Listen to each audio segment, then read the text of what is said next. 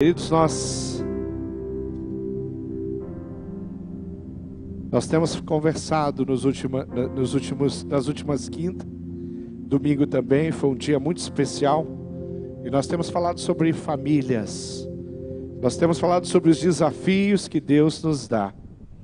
E uma família, ela nasce quando duas pessoas se unem, quando elas vivem juntas, e ali elas vão ter filhos. É assim que nasce a família. A nossa existência veio de algo que foi criado, imaginado, estabelecido por Deus. Se nós estamos aqui é porque nós temos pai, nós temos mãe. Ninguém aqui veio de outra forma para esse mundo, senão por pessoas que Deus permitiu, escolheu, e por isso nós estamos aqui. E já no início da Bíblia, a Bíblia fala sobre esse projeto de Deus, e o Senhor Jesus, ele vai citar em uma das suas mensagens, seu sermão, ele vai falar sobre isso, ele vai citar as primeiras páginas da Bíblia, Gênesis, ali no capítulo 2, Jesus vai citar em Mateus 19, 4 a 6, e ele vai dizer assim, e Jesus respondeu a uma pergunta que haviam feito para ele: vocês não leram que no princípio o Criador os fez homem e mulher? E disse, por essa razão o homem deixará pai, deixará mãe, e se unirá à sua mulher, e os dois se tornarão uma só carne. Assim eles já não são dois, mas sim uma só carne. Portanto, o que Deus uniu, ninguém separe. E ninguém é ninguém, inclusive os dois. Quando nós olhamos a palavra, olhamos as promessas e vemos que Deus estabelece um jeito da gente viver como família, quando a gente olha qual é a receita que o Senhor dá para o ser humano viver muito bem e produzir bondade, misericórdia e amor diante da sua casa, diante do seu lar, diante da sua esposa, do seu esposo, dos seus filhos. Em 1 Coríntios 13, Deus dá essa receita, ele traz uma receita muito especial, e lá a partir do versículo 4 até o versículo 7, ele diz assim: o amor, que é o dom principal, é o dom supremo, é o dom que está sobre todos os outros dons. O amor é paciente, o amor é bondoso, ele não inveja, ele não se vangloria, não se orgulha, não maltrata, não procura os seus próprios interesses, não se ira facilmente, não guarda rancor. O amor não se alegra com a injustiça, mas se alegra com a verdade. O amor tudo sofre, tudo crê, tudo espera e tudo suporta. Aqui está a receita de qualquer relacionamento que a gente tem. O relacionamento entre um homem e uma mulher, aqui está a receita. O relacionamento entre um pai e seus filhos, uma mãe e seus filhos, suas filhas, aqui está a receita. O relacionamento entre duas pessoas que desenvolvem uma amizade, aqui está a receita. A maneira como um filho deve viver para com seus pais, aqui está a receita. A base é o amor. Se existe relacionamentos quebrados, sabe por quê? O próprio Jesus diz que isso acontece por causa da dureza do coração. E um coração duro, ele não produz o quê? O amor. E quando eu não produzo o amor, quando na minha vida não tem esse sentimento, não tenha dúvida, eu vou quebrar os meus relacionamentos. Não só com a minha esposa ou com o meu esposo, mas vou quebrar todo e qualquer relacionamento que eu possa ter. Porque sem amor é impossível ser de fato, segundo os conceitos e os princípios da palavra, um pai, se não tiver amor no teu coração. Você não vai conseguir realizar, executar uma tarefa nobre que você recebeu. É impossível ser mãe, na totalidade dessa palavra, no valor dessa palavra, se o seu coração não tiver amor. Se tem uma coisa que a grande maioria de nós experimentou da parte da nossa mãe, foi amor. Amor sincero, incondicional, genuíno. Nossas mães não são, nunca foram, e nunca serão perfeitas aqui nessa terra. Mas o que mantém toda a credibilidade que uma mãe tem ainda é as coisas boas que ela oferece para a gente. Através do quê? Através do seu amor. Quando nós pensamos no lar e numa família, quando nós pensamos nos casamentos, nós olhamos e eu já fiz centenas de casamentos. O último casamento que eu celebrei faz 2 semanas, há 2 sábados atrás. Um lugar muito lindo, uma chácara que foi produzida para fazer casamento. Teve casamento lá no ar livre, um gramado lindo, tinha um lago gigantesco ali. Pensa no negócio com uns arranjos bonitos, umas flores bonitas, uma noiva bonita, um noivo quase, mais ou menos bonito. Vestido bonito. Muito bonito. E diante de mim, aquele casal fez promessas um para o outro. Na saúde e na enfermidade, na riqueza, na pobreza. Eu prometo cuidar, amar, ser fiel, até que a morte nos separe. E eu até hoje, dos sei lá quantos casamentos eu já fiz, e o número ainda maior de casamentos que eu participei, que eu estava lá, eu nunca vi alguém dizer não na hora das promessas. Talvez você teve essa experiência, não sei, você foi num casamento, a hora que o pastor perguntou, a noiva falou, não, pensando bem aqui, acho que eu não quero não, vamos parar por aqui, para a cerimônia, para tudo, suspende, alguém já teve um casamento assim? Não, todos os que eu fui, eles disseram, você vai ser fiel? Vou, sim. Você vai cuidar da sua esposa? Sim. Você vai amar até a morte? Vou. Promessas que são feitas, não ao Léo, são feitas a Deus. A Bíblia tem inúmeras recomendações para os casais. A Bíblia tem direcionamentos muito claros para quem está iniciando a sua vida a 2.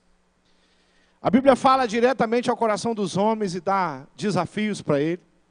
A Bíblia fala diretamente ao coração das mulheres e dá desafio. Diz que as mulheres devem respeitar o marido, respeitar a liderança do marido, amar o marido incondicionalmente. E para os homens, Efésios 5, 25, 33, esse eu quero ser mais enfático com os homens, cobrar mais deles. Por quê? Porque a Bíblia fez isso. Ela colocou uma responsabilidade tão grande para os homens. Olha o que ela fala. Maridos, Efésios 5, 25. Maridos, amem suas mulheres, assim como Cristo amou a igreja. E ele se entregou a si por ela. O amor de Jesus foi sacrificial. Ele foi para a cruz, ele morreu por causa da igreja. Aí a Bíblia vem e fala assim, você homem, assim que você tem que viver para sua esposa. Se necessário for, você vai morrer por ela. Vai enfrentar o bandido. Vai acordar de madrugada para ver quem pulou o muro. Você não vai mandar sua mulher. Né? Se precisar, vai ser com você. Lá no final desse texto, 33, diz, portanto, cada um de vocês, homens, também ame a sua mulher como a si mesmo. E a mulher trate o marido com muito respeito. Então a Bíblia tem recomendações muito sérias. Ela tem conselhos. A Bíblia faz isso há tanto tempo. Esse livro é um livro que começou a ser escrito há 3.500 anos atrás. Então, há 3.500 anos atrás, esse livro já trazia ensinamentos como aquele que eu li ali, Jesus trazendo o que estava escrito em Gênesis capítulo 2. Quando um casamento, por exemplo, prova um desequilíbrio, falta de interesse um pelo outro, quando falta o respeito, falta carinho, falta amor, querido, nada mais faz sentido. E o casamento, ele sustenta a família no propósito de Deus. Jamais crianças deveriam crescer longe de seus pais, a não ser por uma fatalidade. a não ser pela morte. Por que eu estou falando isso? Eu estou falando isso porque nós estamos num tempo onde a quebra dos relacionamentos tem sido muito comum, tem acontecido. Eu estou falando isso porque nós temos que olhar para a palavra de Deus e falar assim, eu preciso não só viver, eu preciso viver e propagar. Talvez você que está sentado aí, você falou, pastor, eu já passei por uma crise dessa. Eu me divorciei, o meu casamento quebrou. Mais uma razão para você ser um pregador dos princípios da palavra de Deus e dizer para as crianças, para os jovens, para os outros casais, guardem o seu casamento, valorize o seu casamento. Cresça. O princípio bíblico para o casamento nos leva a um desejo muito consciente. O princípio básico do casamento é abençoar e produzir alegria no outro. O princípio básico do casamento, do relacionamento, não pode ser, eu vou casar porque eu quero ser feliz, eu quero me dar bem. Não é isso. A Bíblia não ensina isso. A Bíblia ensina que você entra no relacionamento para servir. A Bíblia diz que você tem filhos para servi-los, para cuidar, para proteger, para ensinar o caminho para eles. É serviço. O prazer que nós podemos tirar de um relacionamento é a oportunidade que nós temos de servir aquela pessoa. E os casamentos não se quebrariam tanto na nossa sociedade, na nossa cultura, se nós tivéssemos esse tipo de postura, se nós entrássemos num casamento. Aí tem que perguntar para os noivos ali no altar, querido, você está pronto para servir essa mulher até morrer? E lá a palavra é sim, pastor. E você, querida, você está pronta a servir o seu marido, abençoá-lo? Sim, esse tem que ser o propósito. É necessário um esforço muito grande para transformar um lar em um ambiente aconchegante, um ambiente de paz. O ser humano às vezes acha que isso é automático, eu vou me casar e pronto, acabou. Eu vou ser feliz, eu vou viver em paz.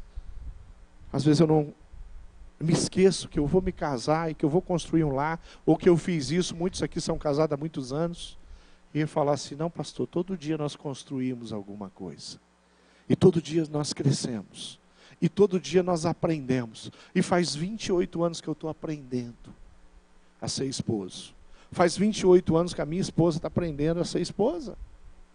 Quantos anos você está aprendendo a ser esposo? Ou está aprendendo a ser esposa? Querido, não é um documento de registro civil, nem a promessa feita aos pais, aos padrinhos, ao pastor. Mas o que produz de fato um casamento é o companheirismo, a cumplicidade. É todo dia. É a renúncia. É o amor, é o interesse em abençoar, em produzir naquele lar alguma coisa especial que glorifica a Deus todos os dias. Se tenho algo que é para mim a oportunidade de adorar a Deus, é o meu casamento. A minha postura como marido. Isso me dá todo dia a oportunidade de adorar o Senhor Jesus. Com a minha vida. Às vezes de forma mais tranquila e simples. Às vezes num esforço duplo. Para acertarmos, para aprendermos. Para abandonarmos algumas práticas que chegou através de mim, através da minha esposa. Através de você, através da sua esposa, um hábito ruim que se instalou, uma palavra ruim, e a gente, ao invés de crescer, juntos a gente começa a ruir os nossos alicerces, o nosso relacionamento começa a ficar muito distante. Se tem uma decisão perdedora que a nossa sociedade tem conhecido, é a decisão do divórcio.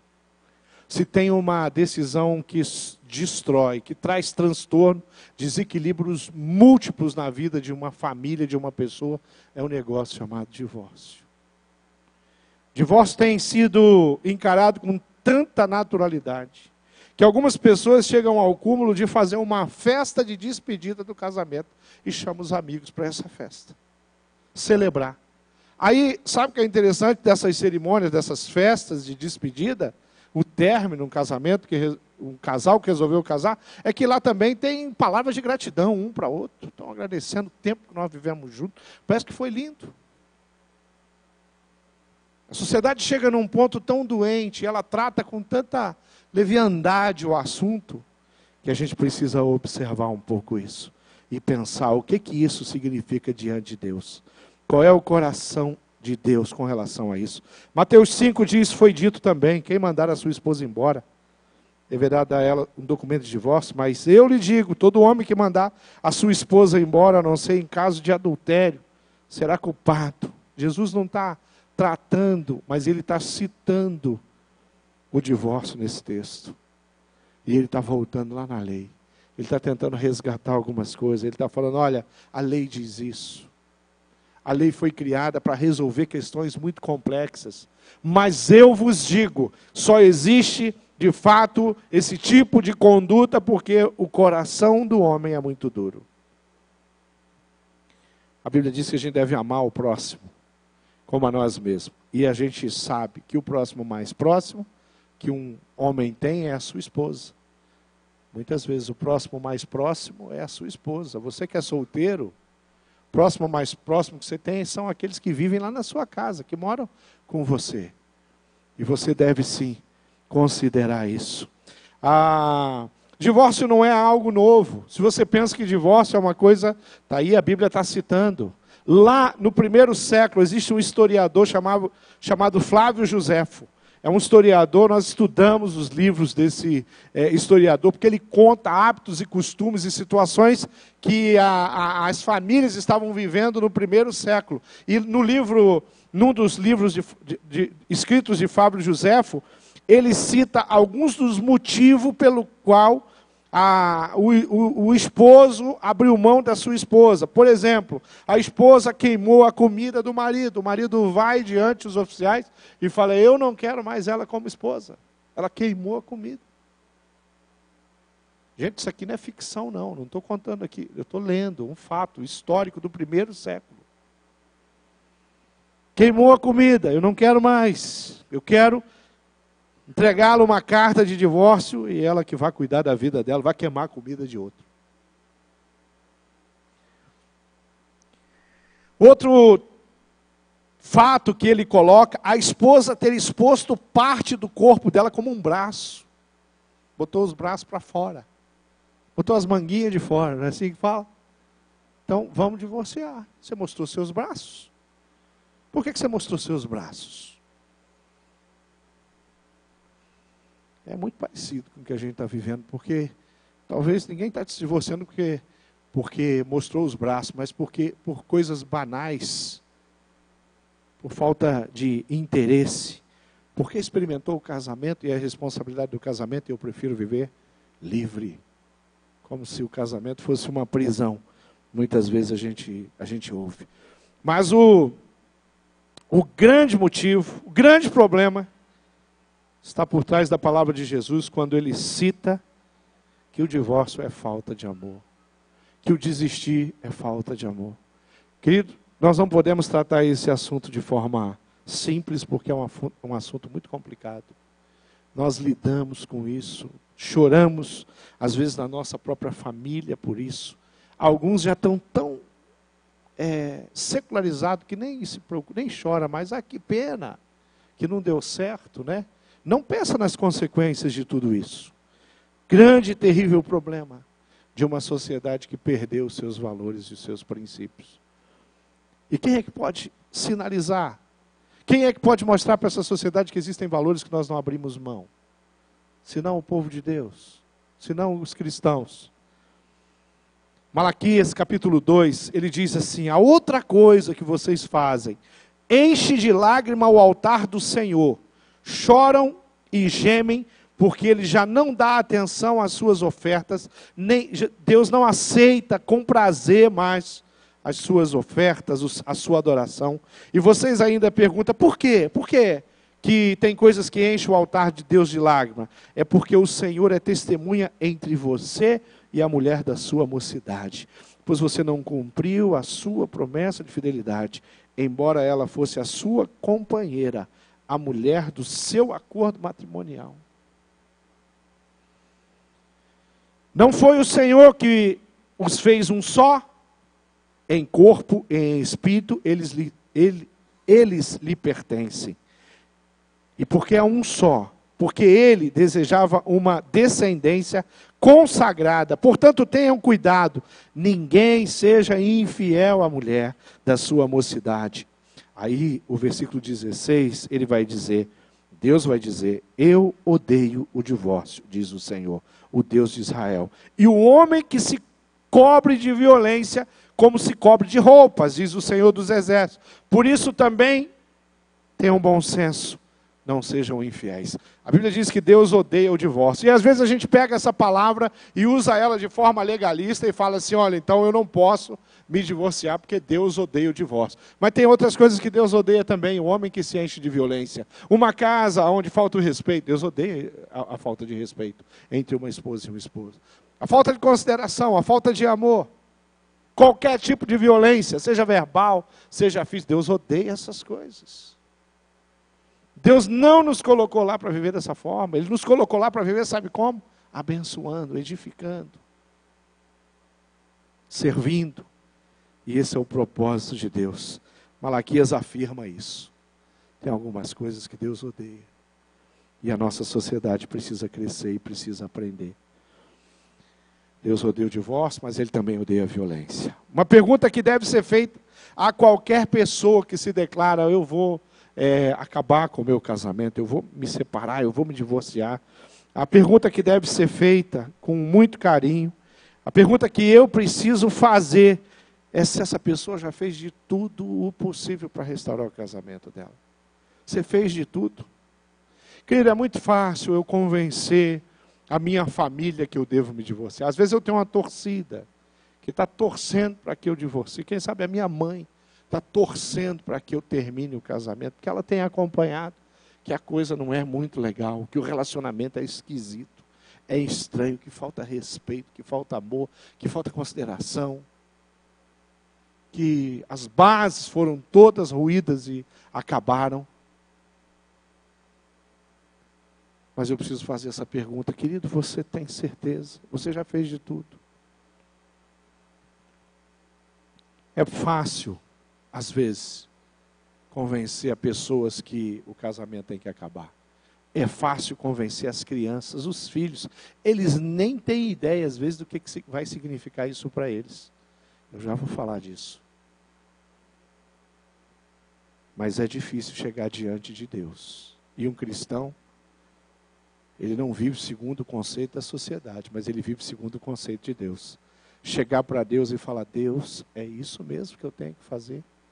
Essa é a sua vontade? Porque o meu coração, que é enganoso, tem me levado a desejar, a desistir. Mas qual é o seu plano, a sua vontade? O que o Senhor quer de mim nesse relacionamento? É a pergunta que o cristão tem que fazer para Deus. É perguntar o que Deus quer. Isaías 43, 25 diz, o Senhor fala, sou eu mesmo, aquele que apaga as suas transgressões, por amor de mim, que não se lembra mais dos seus erros e dos seus pecados. Sou eu que conserto, sou eu que reparo, sou eu que pego a cana torta, Isaías vai falar, e eu endireito a cana torta. Só Deus tem poder para fazer isso. Queridos, muitos desastres no casamento têm a ver com escolhas, têm a ver com decisões. Às vezes você fala, eu estou casado há 20 anos, pastor.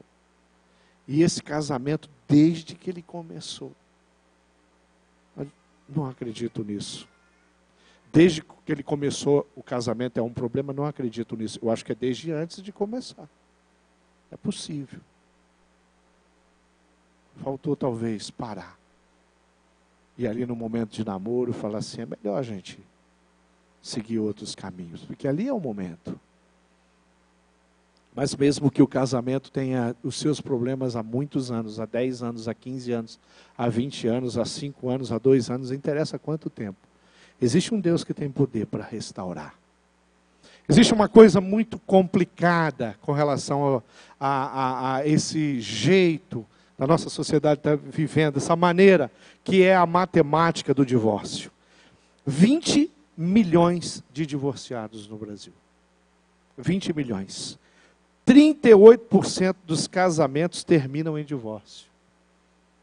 38, mais um pouco, chegamos na metade. Cada 2 casamentos, um quebra. Que número infernal é esse? Que número satânico é esse? Para uma sociedade onde a família pode ser a base. Queridos, se o governo, ele tem consciência que para estruturar uma nação, eu preciso das famílias, ao invés de criarem tantas leis para prejudicar as famílias, eles iam dar curso para a gente, de graça, o governo ia pagar. Eu vou ensinar esses homens a serem homens, vou ensinar as mulheres a serem mulheres, eu vou ensinar as mulheres a serem esposas, eu vou investir muito lá no currículo, para ensinar os homens a serem esposos, para cuidar de suas famílias. Nós tínhamos outro patamar em torno da violência.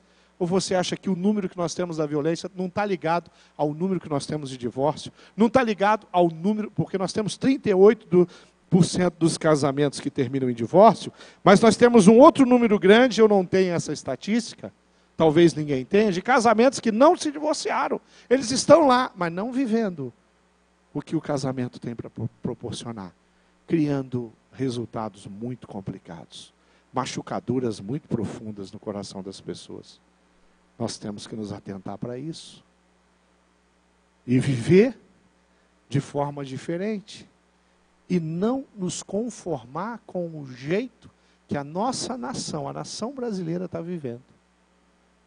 Não nos conformar num jeito de viver um relacionamento, um lar, um casamento sem amor prático, demonstrado, revelado, dia a dia um para o outro. Coisa terrível. 84% do segundo casamento termina em divórcio. Então o problema não é o primeiro casamento. Sabe onde esse número vai cair? No terceiro casamento. 17% do terceiro casamento termina em divórcio. Esses números são do censo, do IBGE. Pesquisa. Não foi eu que criei, não. É a realidade. Aí você fala, poxa, então o negócio é pular o primeiro, o segundo casamento e entrar já no terceiro. Aumenta o... né? Como é que faz isso? Possível, né?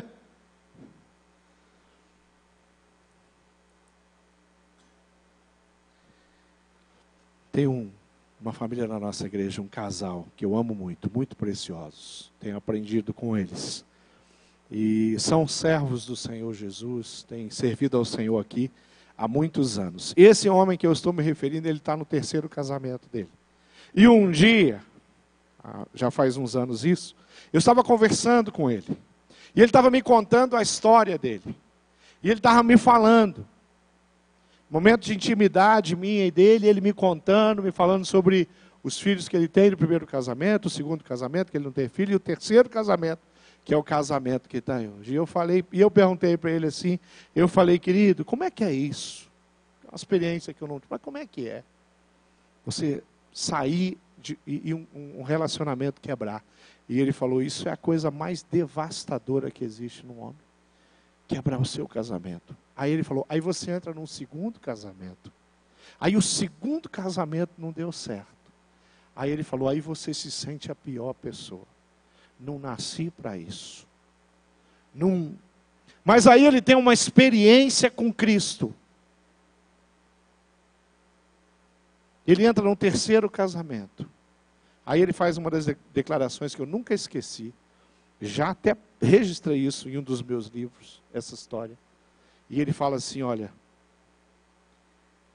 se no meu primeiro casamento eu tivesse o entendimento do que Deus queria para a minha vida, e eu tivesse condição de ouvir Deus, e agir como esposo, segundo aquilo que Deus tinha para mim, o meu primeiro casamento nunca tinha terminado. Ele falou, o meu primeiro casamento, a minha A minha terceira esposa, ela tem características diferentes da segunda e da primeira. Mas ela não é diferente, ela é tão mulher. A minha primeira esposa não era uma megera. O que faltava para mim era a sabedoria de Deus que eu tenho hoje. Eu vivo bem com a minha esposa. Porque hoje eu faço as coisas do jeito que eu... Hoje eu sou marido. Eu cuido, eu zelo. Eu não fiz isso.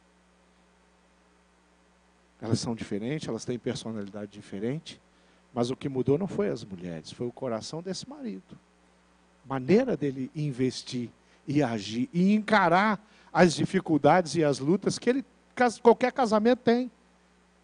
Quantas vezes nós precisamos ajustar, mas o que nos leva a fazer isso, sem sombra de dúvida, é o amor. O Brasil registrou no ano de 2016 1.095.536 divórcios.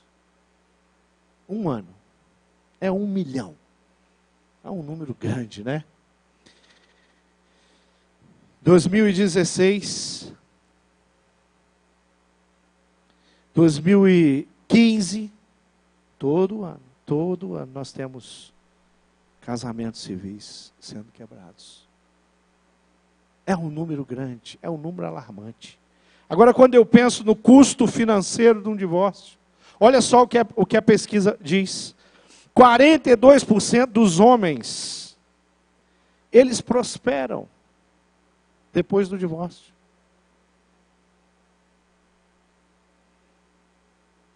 58% dos homens empobrecem depois do divórcio.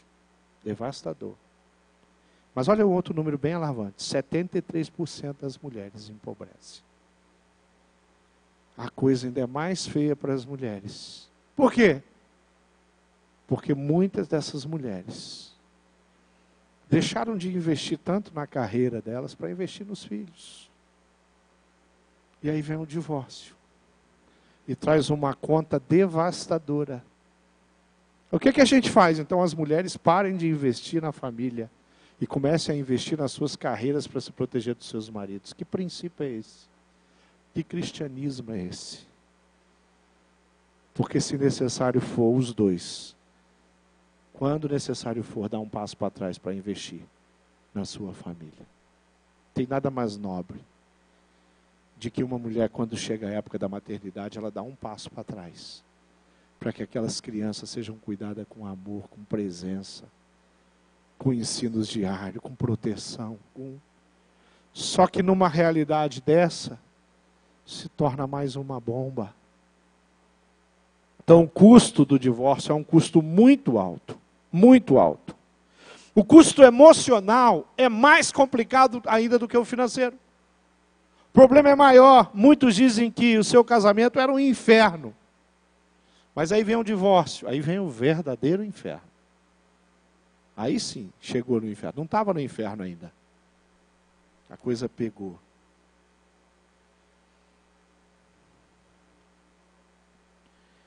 Consequência dos filhos, problemas emocionais graves, atitudes violentas, principalmente os meninos, culpa, principalmente as meninas. A maioria de filhas, elas assumem a culpa do relacionamento quebrado dos pais. E elas convivem, elas expressam isso, não, elas não têm esse entendimento. Só que elas vivem dessa forma. E isso traz uma conta, como por exemplo, gravidez precoce, baixa autoestima, depressão, perdas nos estudos, perdas de amigos, dificuldade de relacionamentos, consumo de droga e outras coisas que muito comum, muito provável, num percentual alto de filhos do divórcio.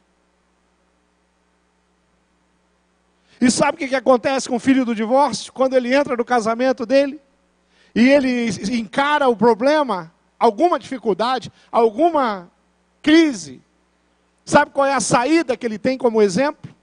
O divórcio. Aí vira uma bola de neve. Quando ele olha para trás, os meus pais não tentaram. Eles não lutaram pelo casamento, pela família. Eles simplesmente desistiram. Querido, isso é muito forte. Os exemplos do meu pai e da minha mãe são muito fortes para mim. muito fortes. A tendência é eu repeti-los. Eu tenho que fazer um esforço para não repetir os erros do meu pai e da minha mãe. Então existe, nós precisamos olhar para um assunto sério. Além do custo financeiro, do custo emocional, também tem um custo espiritual. Muitos casamentos são difíceis e precisam muito da ajuda de Deus. E a separação nunca é a saída simples para resolver. Traz transtornos na vida espiritual, sim. Traz dificuldades, sim.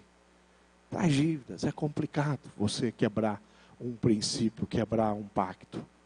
E grande maioria dos relacionamentos quebrados, banalidade, é falta de submeter a crescer, a se desenvolver, a aprender, a servir, a ser humilde, a se declarar.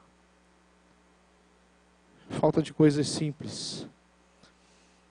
Na penitenciária estadual, Piraquara, feminina, a diretora do presídio falou para mim que 10% das mulheres que estavam detidas lá, numa pesquisa que eles fizeram, tiveram um relacionamento significativo com o pai. A maioria daquelas mulheres não sabe o que é família, casamento, pai e mãe junto. Isso lançou aquelas mulheres na criminalidade. O ambiente. Queridos, a pior coisa que tem é uma criança crescer sem uma estrutura criada por Deus, chamada família. Não tem nada pior. Eu convivi com adolescentes na DA durante 15 anos, eles me falavam que eu perguntava, por que você se envolveu com o crack? Aí ele falou assim, quem me passou o crack, quem me fez provar o crack pela primeira vez foi a minha mãe. Mas por que a sua mãe fez isso? Porque a minha mãe era drogada. E ela era drogada e ela me viciou. Aí eu comecei a fazer o quê? Conseguir droga. Comecei a roubar para conseguir droga. Então eles aprenderam, eles foram iniciados. Você chama isso de família? Não. Você chama isso de mãe? Não. Isso é o próprio Satanás. Eu cresço num ambiente de desajuste. Eu cresço com a violência doméstica. Eu cresço desajuste total. Eu cresço acompanhando a minha mãe, recebendo homens constantemente. E o meu pai, eu nem sei quem é meu pai. E por que eles são delinquentes? É porque faltou uma coisa muito simples para eles. Faltou uma base, faltou uma família. Tem que ter muita graça e muita misericórdia para você olhar aqueles meninos e aquelas meninas e falar, Senhor, foi tirado desses adolescentes a oportunidade de ter um lar, de ter uma família. A sociedade simplesmente diz, não deu certo, não deu certo, vamos partir para outra. Vamos partir para outra. Queridos, eu quero concluir dizendo uma coisa. Quando a palavra divórcio, a possibilidade de separação, ela é presente no coração de uma pessoa, isso é muito trágico. Se tem uma coisa que eu louvo a Deus, nos meus 28 anos de casado, é que a minha esposa nunca ouviu de mim que eu queria me separar dela. Ela nunca ouviu isso de mim. Mas tem uma coisa melhor ainda, eu nunca ouvi da minha esposa isso. Você acha que 28 anos de casamento, nós não tivemos as nossas crises, as nossas dificuldades, não tive que aprender, não ficou desconfortável, não sabia exatamente como agir em algumas situações, não foi uma nem duas. Mas o temor do Senhor nunca faltou. Nunca faltou. Mas de repente eu estou falando com você e falo assim, pastor, eu já falei isso tantas vezes para minha esposa, eu já falei isso para o meu esposo, então quer dizer que eu sou melhor que você? Não, querido. Eu sirvo ao mesmo Deus. E você tem a oportunidade de reparar isso. E olhar para o seu esposo e para a sua esposa como alguém que está ali. Você fala, eu não vou abrir mão dessa pessoa na minha vida. Nós vamos alcançar a graça, o favor, o poder de Deus. Se a situação é muito delicada, lá na sua casa, na sua família, tem situações que é muito delicada, você fala assim, olha pastor, esse negócio é maior que eu. Mas nunca é e nunca vai ser maior que Deus. Se você acha que você tem alguma condição, você está tremendamente errado. Se você acha que eu tenho alguma possibilidade de manter o meu casamento 28 anos, você está extremamente errado. Se tem alguém que pode fazer isso, é Jesus. Se tem alguém que capacita um homem e uma mulher, é Jesus. Se tem alguém que mantém uma família unida, isso é Jesus. Perder um pai, uma mãe na adolescência porque morreu, não é devastador. Mas um pai que sai de casa, ou uma mãe que sai de casa, gera transtorno muito complexos. Muito complexos. Se é caso de estudo, e é do jeito que eu estou falando. Quando eu perdi meu pai, eu era meio jovenzinho, ele morreu. Eu fico com as memórias daquele pai. Aonde que esse pai saiu para ir aonde? Saiu para ir para o céu, para a presença de Deus. Ele não saiu para ir embora com outra mulher. Ele não saiu e agrediu a minha mãe antes de sair. A minha mãe não foi embora porque ela se apaixonou por um colega de trabalho. Ela morreu, o Senhor recolheu ela. A minha mãe está com Deus. Ela não me abandonou. Ela não deixou a família. É esse o sentimento que a gente precisa olhar. Querido, não tem nada mais precioso do que a sua família. Não importa o que aconteceu. O que importa agora, hoje, aqui, é como que nós vamos tocar esse negócio daqui para frente. Vamos buscar ajuda. Um dos conselhos que eu dou para os jovens no pré-nupcial, eu falo para eles, todas as vezes que vocês tiverem uma divergência, um ponto em que vocês não estão conseguindo se entender, conversem e tentem resolver. Todas as vezes que vocês conversarem, tentarem resolver, não conseguirem, significa que vocês precisam sentar com alguém. Precisa do discipulador, precisa do pastor, precisa de um conselheiro. A maioria dos problemas que os casais têm, simples, eles mesmos resolvem. Mas tem problemas que eu preciso de ajuda, eu preciso sentar com alguém. Eu preciso falar com a minha líder do pequeno grupo, eu preciso conversar com o pastor, eu preciso da minha discipuladora, eu preciso conversar com ela. Aí quando eu busco ajuda, quando eu dou um passo, eu tenho um Deus que é tão justo, e Ele fala, eu vou te ajudar, porque você quer ajuda, porque Deus não violenta o coração de ninguém, Ele não obriga ninguém a casar. Não tem um texto na Bíblia que fala, os homens são obrigados a casar, as mulheres são obrigadas a casar, mas quando o assunto é casamento, aí o caldo engrossa, aí o Deus tem uma regra clara, e a regra é a regra do amor, é a regra do não desistir, é a regra do ir até as últimas consequências, é a regra do levantar a bandeira e pedir ajuda, é a regra do dobrar o joelho, de jejuar. A sua família está com problema, querido?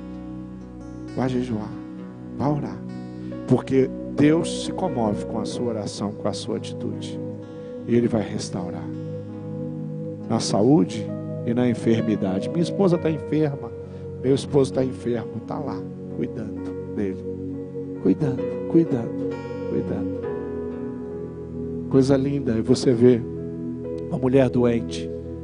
Tem um amigo especial, a esposa dele teve um AVC e vegetou durante 7 anos. Queridos, eu sou testemunha. 7 anos aquele homem cuidou da sua esposa, deu banho na sua esposa. Ela não falava, ela não se mexia mais, ela vegetava. Que coisa, né? Sabe? Uma vez eu ouvi dele uma coisa, ele falou para mim assim, essa aqui agora é a missão que Deus deu para mim, cuidar da minha esposa. Enquanto ela respirar, eu vou cuidar e vou cuidar bem dela. Que coisa, né? A esposa não conversa mais, sexualmente ela não serve mais ele.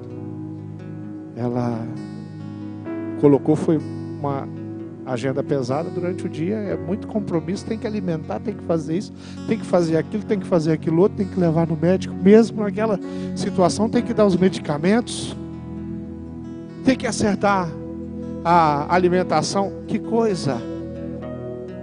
E esse cara não está chorando, desesperado, perguntando o que aconteceu, por que o raio caiu na minha cabeça.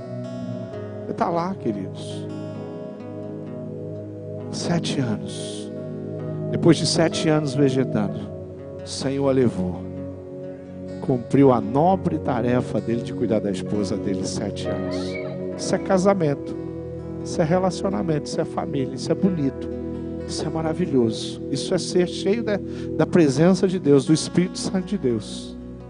Incondicionalmente, em toda e qualquer situação e circunstância, eu sou servo do Senhor e eu vou vencer. Vamos ficar de pé, vamos orar. Nós temos um tema muito precioso. Nós temos um tema muito importante. Nós temos uma tarefa muito nobre, que é pregar a palavra de Deus, o Evangelho. E quando você defende o casamento, você está pregando o Evangelho. Quando você incentiva e encoraja pessoas a buscar ajuda para viver melhor, todo mundo ganha, os filhos ganham, a família ganha. Todo mundo vai ser abençoado. Quando uma mulher desce do orgulho da vaidade para ser esposa humilde, quando um homem desce da sua prepotência para abençoar uma mulher, todo mundo ganha. Mas quando eu subo na minha vaidade, no meu orgulho, na minha prepotência, eu destruo e destruo muitas coisas. Muitas coisas, muitas coisas. Feche seus olhos. Eu quero orar pela sua família, querido. Eu quero orar por todos os casamentos da sua família. Eu quero orar pelo seu casamento. Eu quero orar para aqueles que estão aqui que ainda não se casaram. Olha, se tem um conselho bom que eu dou para você: busque alguém, se apaixone, construa sonhos, se case, porque vale a pena. A Bíblia diz que é muito melhor ser 2 do que ser 1. Porque quando nós somos 2, quando um cai, o outro ajuda a levantar. Eclesiastes. Se tem uma coisa que eu posso incentivar você, invista na pessoa que está do seu lado. Invista na sua esposa, invista no seu esposo. Se tem uma coisa que eu posso aconselhar você, investe tudo que você tem na sua família e você não vai se arrepender. E se o teu passado já trouxe circunstâncias, se tem hoje lutas em função de casamentos quebrados, você tem um Deus que te abençoa, que restaura a sua história, que muda, que protege os seus filhos. Acredite nisso. Toda machucadura do passado, só tem um que pode restaurar e curar, que é o Senhor. Feche os seus olhos. Pai amado, nós queremos te louvar porque o Senhor faz as coisas numa perfeição tão grande.